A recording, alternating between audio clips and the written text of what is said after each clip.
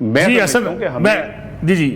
आता हूँ वापस आपके राणा साहब में आता हूँ। पाकिस्तान जी राणा साहब ने बड़े सवालात रख दिए हसन अय्यूब साहब आपके सामने कि अगर इमरान खान साहब ने कंप्रोमाइज़ करना होता तो वो भी कंप्रोमाइज़ करके बाहर चले जाते, उन्होंने तो पाँव नहीं पकड़े। दूसरा ये जो राणा साहब की राय है कि अगर अदालतों के फैसले नहीं मानेंगे तो फिर अब क्या करेंगे, और अगर किसी को माफ़ी मांगने पे आप छोड़ देंगे, वाकई बात तो बड़ी दुरुस्त है, तो फिर उसके बाद इसका मतलब ये है कि आपके मुकदमात जो हैं वो सही नहीं थे, माफ़ी पे आप उन्हें क्यों छोड़ना चाहते हैं? तो पहला सवाल कि क्या इमरान खान साहब ने माफ़ी मांगी या नहीं मांगी, लेकिन अंदर से मिन्नत तरला एक किस्म का वो कर रहे हैं, पैगामात भिजवा रहे हैं और मुसलसल भिजवा रहे हैं, लेकिन उनको आगे से कोई रिस्पॉन्स नहीं मिल रहा। जब रिस्पॉन्स नहीं मिलता तो फिर उसके ऊपर ज़ाहिर बात है उनके पास कोई चॉइस नहीं है।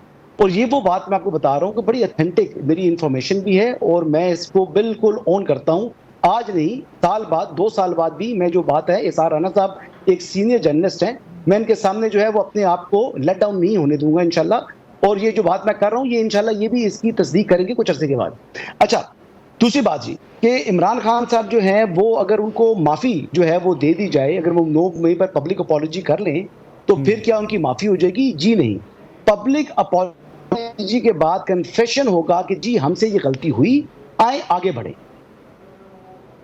तो आगे बढ़ने के लिए, पाकिस्तान को आगे ले जाने के लिए ये एक मैंडेटरी एक कंडीशन है जो कि एस्टैब्लिशमेंट ने रखी है। इस तरह मिसाल के तौर पर किसी मुकदमे में अगर उनकी जरूरत तो फिर किसी नए मुकदमे में उनकी गिरफ्तारी नहीं होगी। तो ये कुछ इस तरह की चीजें हैं जो आपको समझने की जरूरत है। ठीक है, मैं आता हूँ वापस आपकी तरफ। वली खान साहब, हामिद मीर साहब कह चुके हैं बार बार कि 3 बार इस्टेब्लिशमेंट ने जो है वो मुज़ाकरात के हवाले से या कंप्रोमाइज़ के हवाले से इमरान खान साहब से कहा, इमरान खान साहब नहीं माने। बाकी लोग कहते हैं कि नहीं जी इस्टेब्लिशमेंट उनके लिए कोई माफ़ी की कोई गुंजाइश नहीं है। नहीं, मेरा ख्याल है इमरान खान साहब तो एक कमेटी बना के बैठे हुए थे और इस्टेब्लिशमेंट से बात करने के लिए तैयार थे।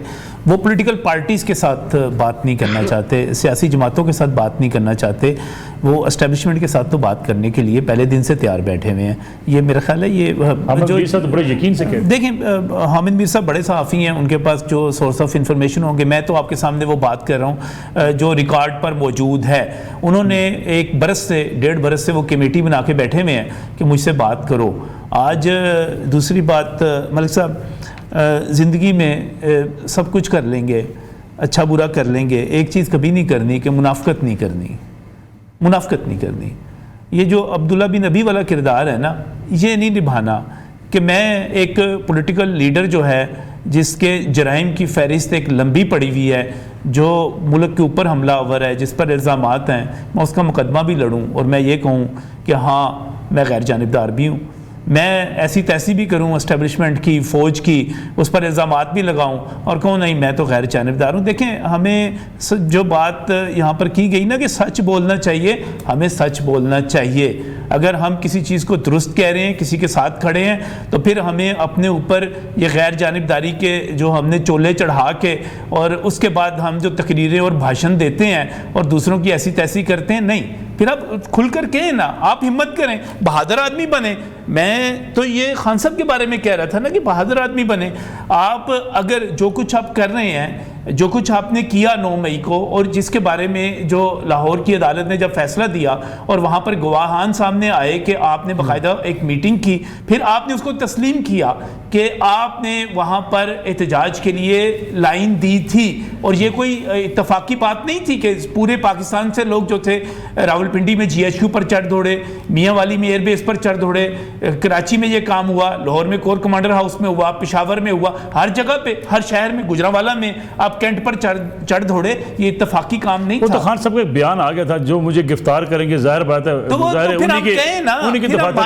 फिर हम माने, फिर हम मुनाफकत ना करें। किसी को एतराज़ है मेरे फौज के साथ होने पे, तो होता रहे एतराज़। मैं अपनी फौज के साथ खड़ा हूँ, मैं अपनी रियासत के साथ खड़ा हूँ, मैं अपने पाकिस्तान के साथ खड़ा हूँ। मैं नहीं खड़ा राह के साथ, मैं नहीं खड़ा इसराइल के साथ, और मुझे इस पर कोई शर्मिंदगी भी नहीं है। और इस पर मैं, आप मुझे कहेंगे 1001 यहाँ पर आकर आर्गुमेंट करो, मैं करने के लिए तैयार हूं। मलिक साहब, मैं खुद को गैर जानिबदार कह के मुनाफिक बन के भागूंगा नहीं। मैं अपने ऊपर एक चोला नहीं चढ़ा लूंगा कि मैं तो बहुत बड़ा गैर जानिबदार आदमी हूं और मैं अपनी फौज की, अपने मुल्क की ऐसी तैसी करने जा रहा हूं। ऐसे ही होगा। यहाँ पर हम एक ब्रेक लेते हैं, ब्रेक से वापस आएंगे इस कमर्शियल ब्रेक के बाद।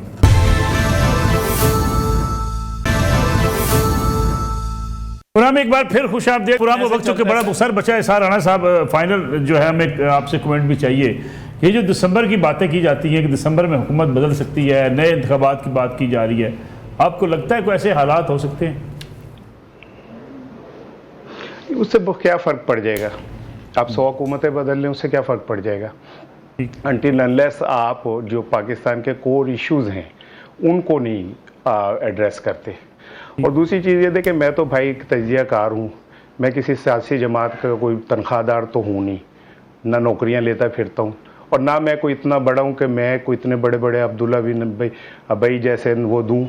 इन जैसे मेरा ख्याल है कि इस तरह के हवालों ने पाकिस्तान का चेहरा बिगाड़ा है, और लोग पेट्रोल छिड़क के आग लगा के वीडियो बना के नारे मारते होते हैं। तो मैं तो इस लेवल पे मुनाफिकत नहीं करनी मेरे भाई, मुनाफिकत नहीं करनी। नजम वली मैं नहीं बोला, मेरे सुन लें, अगर मैं भी नहीं बोला था, सुन लेना पंजाब न्यूज़ की नजम वली साहब, सुन लें, बाकी सारी बातें सुन लेना नजम वली साहब, सुन लें, नजम वली साहब सुन लें, ना करें। मुझे साद रफीक ने क्या नाम है रेलवे में नौकरी नहीं दिलाई थी, मैं अपनी तालीम पे गया था। और सुन लेना, कौन सी तालीम पे गए थे आप? मुझे पता है तनख्वाह इस काम की मिलती है, मुझे पता है। मेरा लेवल नहीं है तुम्हारे जैसे लोगों से बात करने का। तुम्हारे जैसे लोगों के साथ मेरा लेवल नहीं बनता।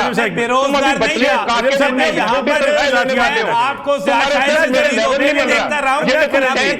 तुम्हारे अंदर आग जल रही है ना, मुझे अंदाजा है किस चीज का अंदाज तुम्हारे अंदर आग बल रही है। तुम्हारा मेरा लेवल ही नहीं है, मैं तुम्हारे मुंह ही नहीं लगना चाहता। सुन ले, मेरा तुम्हारा लेवल ही नहीं है। नहीं मैं बात करूंगा अपने लेवल के अंदर। आपने मुनाफिक आदमी बुलाया, ना करें प्लीज, ना करें प्लीज, ना करें।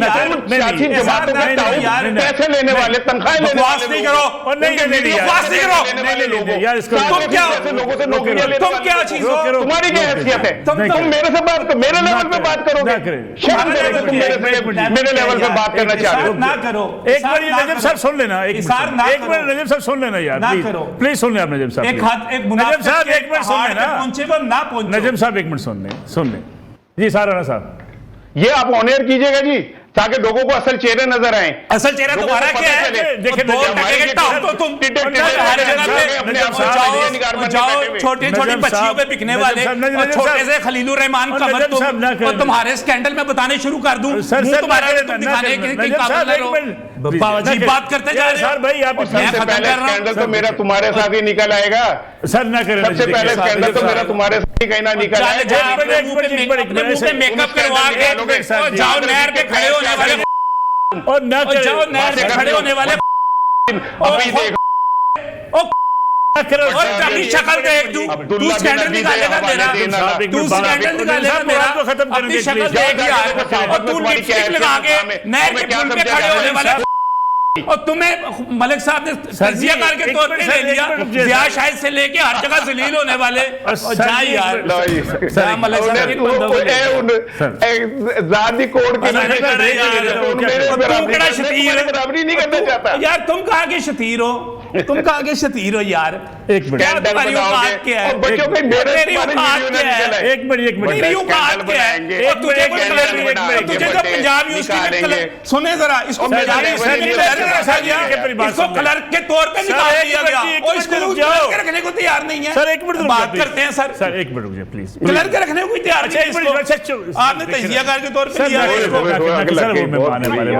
तन्नो नहीं लगी, तन्नो नहीं लगी सर, एक लम्हे के लिए। इसार भाई आप भी एक मिनट के लिए आप खामोशी दीजिए प्लीज, आपसे दरखास्त है।